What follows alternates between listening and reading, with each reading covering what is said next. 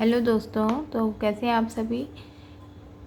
I hope सभी अच्छे होंगे। तो आज के इस वीडियो में हम नए एक्सरसाइज 8.2 को स्टार्ट करते हैं।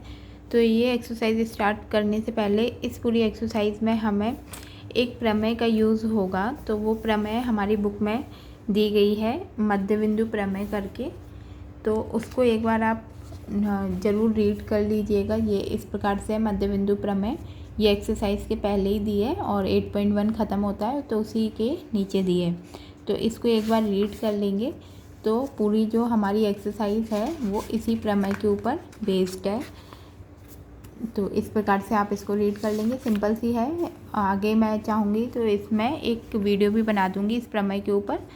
तो जब तक अभी हम इस एक्सरसाइज को रीड कर लेते हैं, तो इस चैप्टर के लिए जो प्रमेय यूज़ होने वाली है उस पर मैं एक वीडियो बनाकर डाल दूँगी। तो उसका लिंक आपको मेरे वीडियोस में मिल जाएगा। तो चलिए आज तो इस एक्सरसाइज के क्वेश्चनों को सॉल्व करते हैं। तो 8.2 का क्वेश्चन नंबर पहला फर्स्ट नंबर का दिया है। उसमें हमें क्वेश्चन में क्या पूछा गया है वो हम पढ़ लेते हैं।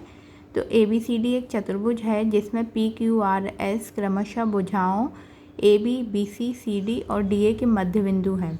तो AC उसका एक विकर्ण है। तो दर्शाना है हमें SR जो है वो AC के समांतर है और SR जो है वो 1/2 मतलब आधा है AC का, और PQ बराबर SR है। PQRS एक समांतर चतुर्भुज है। इस प्रकार से हमें ये आकृति दी गई है।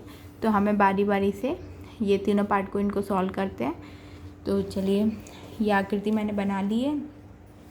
अब इसका सॉल्यूशन निकालते हैं किस प्रकार से, वो देखते हैं। तो सबसे पहला पार्ट जो हमें पूछा है वो इस प्रकार से है। सबसे पहले में हमसे बोला गया है कि SR समांतर है AC के, यानी कि ये SR जो है वो इसके पैरेलल है, समांतर है। और इसी में पूछा है कि SR जो है वो आधा है AC का, यानी कि ये SR है वो AC का हाफ है। तो ये दोनों चीज़ें हमें इसमें सिद्ध करनी है। तो चलिए हम इधर लिख लेते हैं कि अब इसको सिद्ध करने के लिए हमें ये पूरे त्रिभुज में लेना पड़ेगा, यानी कि ADC ये त्रिभुज का यूज़ करेंगे इन दो चीज़ों को सिद्ध करने के लिए। तो ADC त्रिभुज में हम त्रिभुज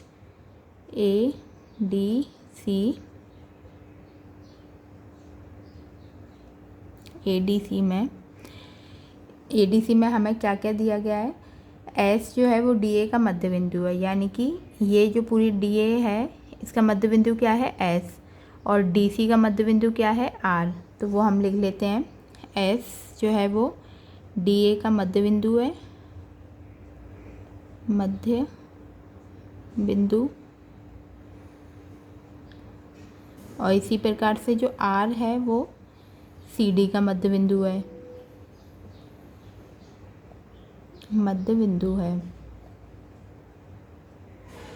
ठीक है। और क्या अगर ये दोनों मध्य बिंदु हैं, मतलब ये हमें क्वेश्चन में दिया है, तो इससे क्या सिद्ध होता है कि जो SR है वो AC का पैरेलल है। SR जो है वो पैरेलल है AC का, और SR जो है वो हाफ भी है AC का। तो ये किसके द्वारा, इसको हम इक्वेशन 1 मान लेंगे। ये किसके द्वारा हो रहा है, मध्य बिंदु प्रमेय के द्वारा, मध्य बिंदु प्रमेय द्वारा, ठीक है। इसी के आगे ये लाइन लिख देना है।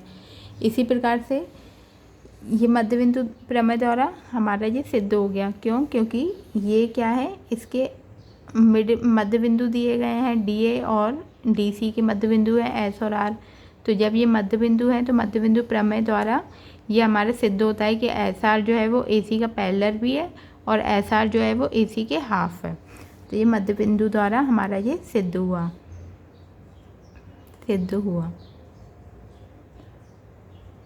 अब इसका सेकंड पार्ट देखते हैं। सेकंड में हमसे बोला है कि PQ बराबर है SR के, यानी कि ये जो पी क्यू है, पी क्यू जो है वो इस एस आर के बराबर हमें सिद्ध करना है। तो अब इसके लिए हम ले लेंगे त्रिभुज ए बी सी में, यानी कि ए बी सी ये वाले त्रिभुज को कंसीडर कर लेते हैं, नीचे वाले त्रिभुज को। तो त्रिभुज ए बी सी में, त्रिभुज ए बी सी में सेम जैसे हमने इधर किया था उसी प्रकार से इसमें भी करेंगे, यानी कि ए बी का मध्य बिंदु क्या है P और बी सी का मध्य बिंदु क्या है Q। तो ये भी हमें क्या है दिया गया है। तो P जो है वो ए बी का मध्य बिंदु है, ए बी का मध्य बिंदु,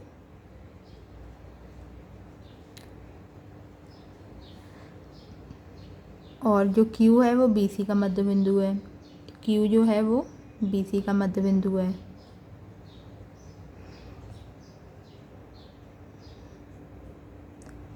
ये क्या है दिया है। तो जब ये मध्य बिंदु है तो इसी प्रकार से ये क्या हो जाएगा कि ए बी जो है वो पी क्यू जो है वो पैरेलल किसके हो जाएगा ए सी के, और पी क्यू जो है वो हाफ होगा ए सी का। तो इधर लिख देते हैं कि पी क्यू जो है वो पैरेलल है ए सी के, यानी कि समांतर है, और हाफ भी है। पी क्यू जो है वो हाफ है ए सी का। इसको हम मान लेते हैं इक्वेशन सेकंड। ये भी किसके द्वारा, मध्य बिंदु प्रमेय द्वारा, मध्य बिंदु प्रमेय द्वारा। तो अब क्या करना है, समीकरण 1 व 2 से, समीकरण 1 व 2 से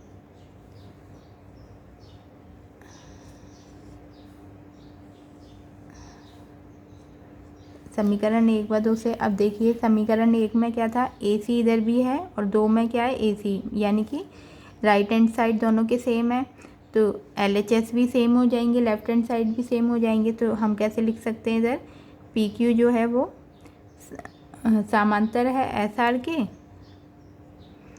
और इसी प्रकार से इधर भी देखिए हाफ ए सी और इधर भी हाफ ए सी। तो ये क्या हो जाएंगे, पी क्यू और एस आर बराबर भी हो जाएंगे, पी क्यू बराबर है एस आर के। तो यही हमें सिद्ध करना था, तो सिद्ध हुआ, सिद्ध हुआ। ठीक है, तो यहाँ पर इसका फर्स्ट और सेकंड पार्ट 2 सॉल्व हो गए। अब इसका थर्ड पार्ट और कर लेते हैं।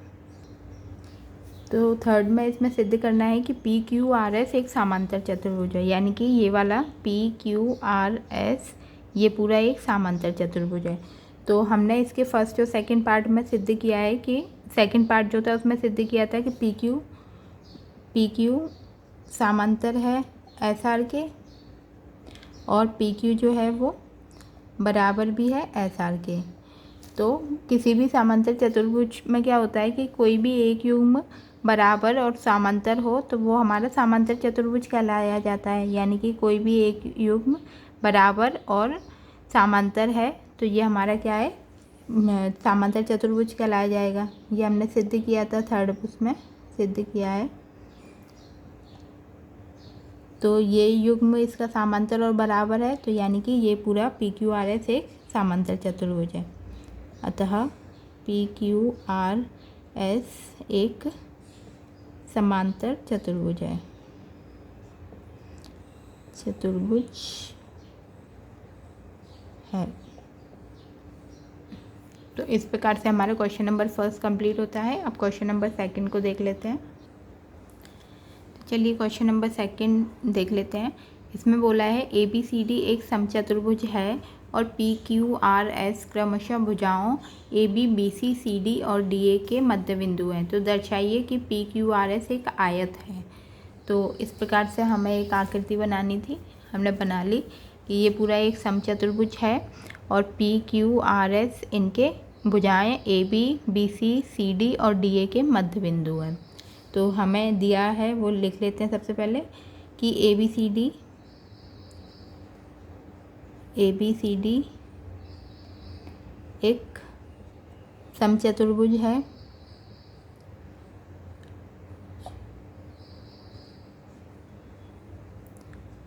जिसमें क्या है, तथा पी क्यू आर एस क्रमशः A B, B C, C D और डी ए के मध्य बिंदु हैं, मध्य बिंदु हैं। इतना हमें दिया गया है। इसके बाद हमें सिद्ध क्या करना है, सिद्ध करना है,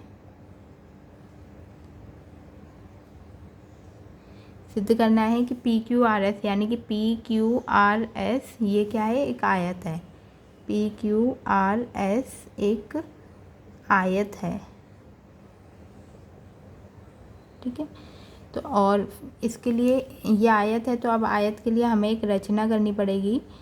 रचना हम रचना इस प्रकार से कर सकते हैं कि ये ए सी है, इसको मिला देंगे, ए सी भुजा को मिला देंगे और बी डी को मिला देंगे। तो हम इधर दिखा देंगे कि ए सी और बी डी को मिलाया। इतनी हमने रचना कर दी। अब उत्पत्ति यानी कि हल, उत्पत्ति करनी है हमें। उत्पत्ति में अब इसको सिद्ध करना है कि ये एक आयत है। तो अब आयत के लिए पहले इसको एक समचतुर्भुज सिद्ध करते हैं पहले। तो सबसे पहले हम ले लेंगे त्रिभुज ए डी सी में, यानी कि त्रिभुज ए डी सी, इतना ऊपर वाले त्रिभुज की बात कर रहे हैं। ए डी सी में त्रिभुज ए डी सी में, ए डी सी में जैसे हमने पहले किया था फर्स्ट क्वेश्चन में, उसी प्रकार से करना है कि एस जो है वो मध्य बिंदु किसका है, ए डी का। तो ये क्या हो जाएगा, एस आर बराबर ए सी। पहले हम इसको दिखा देंगे कि एस जो है वो ए डी का मध्य बिंदु है, एस जो है वो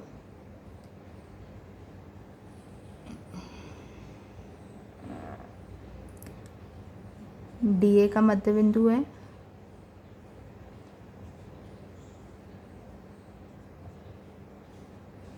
और आर जो है वो सी डी का मध्य बिंदु है, सी डी का मध्य बिंदु है।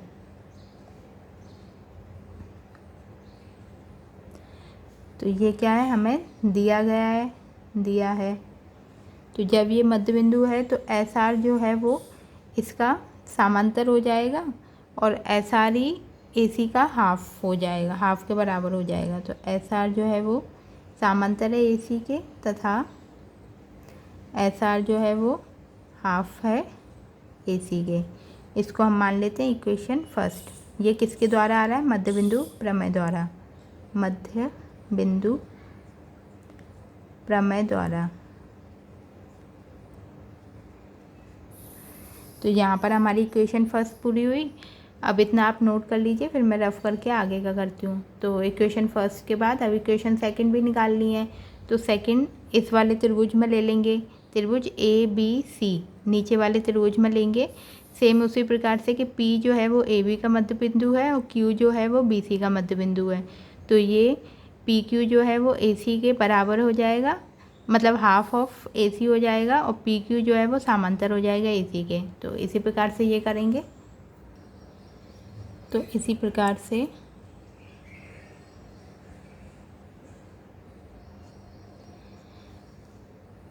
अब त्रिभुज ले लेंगे, त्रिभुज ए बी सी में, त्रिभुज ए बी सी में, ए बी सी में P जो है वो ए बी का मध्य बिंदु है, P ए बी का मध्य बिंदु है, मध्य बिंदु है, और Q जो है वो बी सी का मध्य बिंदु है, Q जो है वो बी सी का मध्य बिंदु है।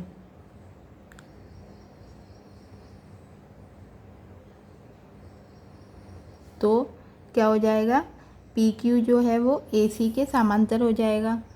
तो पी क्यू समांतर है ए सी के, तथा पी क्यू जो है वो हाफ है ए सी का। इसको हम इक्वेशन सेकंड मान लेते हैं। ये किसके द्वारा आ रहा है, मध्य बिंदु प्रमेय द्वारा, बिंदु प्रमेय द्वारा। ठीक है, तो यहाँ पर हमारी इक्वेशन सेकंड आ गई। जो इक्वेशन फर्स्ट थी पहले वो पहले हमने नोट कर ली थी। तो समीकरण 1/2 से 1/2 से इक्वेशन फर्स्ट में भी AC SR के समांतर था, तो AC दोनों में ही कॉमन आ रहा है, तो उससे क्या हो जाएगा, PQ जो है वो समांतर है SR के और PQ जो है वो बराबर हो जाएगा SR के। ठीक है, PQ जो है वो SR के समांतर है और PQ जो है वो SR के बराबर है। तो अतः PQRS एक समांतर चतुर्भुज सिद्ध होता है यहाँ पर। अतः PQRS एक समांतर चतुर्भुज सिद्ध हुआ।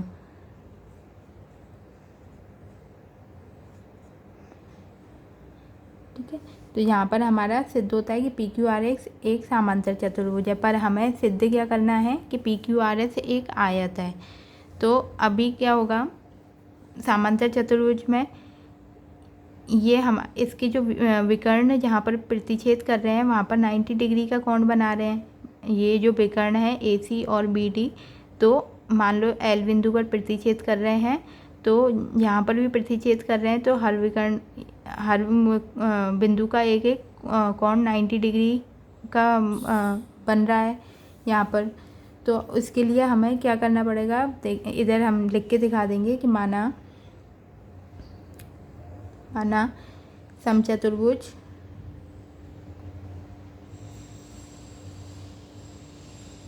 समचतुर्भुज ABCD जो है वो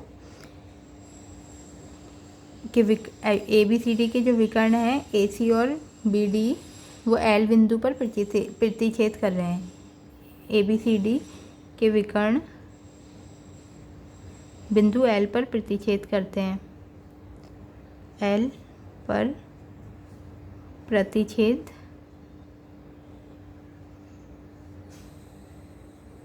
करते हैं। तो जब ये बिंदु L पर प्रतिच्छेद कर रहे हैं तो हमें सिद्ध करना है कि PQRS एक आयत है। तो अब उसके लिए हम ले लेंगे अब आयत के लिए क्या होता है कि कोई भी एक समांतर कोण, कोई भी समचतुर्भुज का एक कोण 90 डिग्री का सिद्ध करना है। तो मान लो आप इसको सिद्ध कर दो, इसको या इसको किसी भी एक कोण को हम 90 डिग्री सिद्ध कर लेते हैं। तो मान लो मैं इसको 90 डिग्री का सिद्ध करना चाह रही हूँ, तो अब इन बिंदुओं को नाम दे देंगे। इसके लिए एक त्रिभुज की भी ज़रूरत पड़ेगी हमें, तो हम इधर नाम दे देते हैं PALM। तो इधर मैंने नाम दे दिया PALM इस वाले चतुर्भुज को। तो इतना होने के बाद मैंने इधर नाम दे दिया PALM। अब इस वाले चतुर्भुज में हम लेके इसको आयत सिद्ध करेंगे। तो इतना मैं रफ कर दे रही हूँ, आगे का इधर ही नोट। तो अब हमने ले लिया एक चतुर्भुज PALM में। तो अब इसको 90 डिग्री का हमें सिद्ध करना है। तो हम पहले सिद्ध कर चुके हैं कि जो PQ है वो PQ जो है वो AC के समांतर है, सिद्ध कर चुके हैं पहले। तो इधर दिखा दें तो उसी प्रकार से हमारा क्या हो जाएगा, PA जो है वो ML के समांतर हो जाएगा। तो इधर हम लिख के दिखा देंगे कि PA ML, ये जो ML है वो PA के समांतर है PA के। और इसी प्रकार से ये वाली भुजा MP वाली भुजा भी किसके समांतर हो जाएगी, LA के समांतर हो जाएगी। MP जो है वो समांतर है LA के। तो ये किस प्रकार से हुआ है, जैसे PQ जो है वो समांतर AC हमने सिद्ध किया है, उसी प्रकार से ये दोनों आ जाएंगे। अब चतुर्भुज, ये वाला चतुर्भुज ले लेते हैं PALM। इस चतुर्भुज में हम इससे तो हमारा ये सिद्ध हो गया, क्योंकि इसकी एक युग्म को हम परस्पर बराबर और समांतर सिद्ध करते हैं तो वो हमारा समचतुर्भुज हो जाता है। तो ये जो है वो PALM एक समचतुर्भुज है, समांतर चतुर्भुज है। चतुर्भुज PALM एक समांतर चतुर्भुज है। इसके द्वारा ये हमारा समांतर चतुर्भुज सिद्ध हुआ। अब समांतर चतुर्भुज के बाद आयत सिद्ध करने के लिए हमें क्या चाहिए कि कोई भी एक कोण को 90 डिग्री का सिद्ध करना है। तो ये देखिए, ये 90 डिग्री का कोण हम ले लेते हैं कि MLA जो 90 डिग्री का कोण है। क्यों? क्योंकि समचतुर्भुज के विकर्ण पर परस्पर लंब पर प्रतिच्छेद करते हैं। तो ये जो विकर्ण है ये एक लंब पर प्रतिच्छेद कर रहे हैं जिसको हमने नाम L दे दिया। तो ये कोण क्या हो गया? MLA 90 डिग्री का हो गया। तो इधर दिखा देंगे कि कोण MLA बराबर 90 डिग्री। क्यों? क्योंकि इधर रीज़न भी दे देंगे कि समचतुर्भुज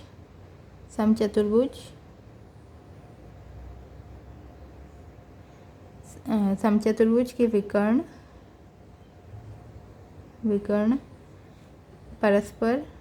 परस्पर लंब पर प्रतिच्छेद करते हैं, लंब पर प्रतिच्छेद करते हैं। तो लंब पर प्रतिच्छेद कर रहे हैं, तो जब ये 90 डिग्री है तो ये वाला कोण भी कितना हो जाएगा? 90 डिग्री।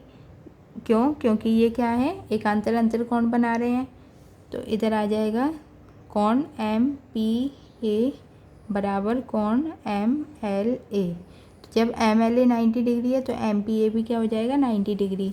तो अतः समांतर चतुर्भुज के सम्मुख कोण है, ये समांतर चतुर्भुज है, इसके सम्मुख कोण है। तो इधर दिखा देंगे कि समांतर चतुर्भुज के सम्मुख कोण, समांतर चतुर्भुज के सम्मुख कोण।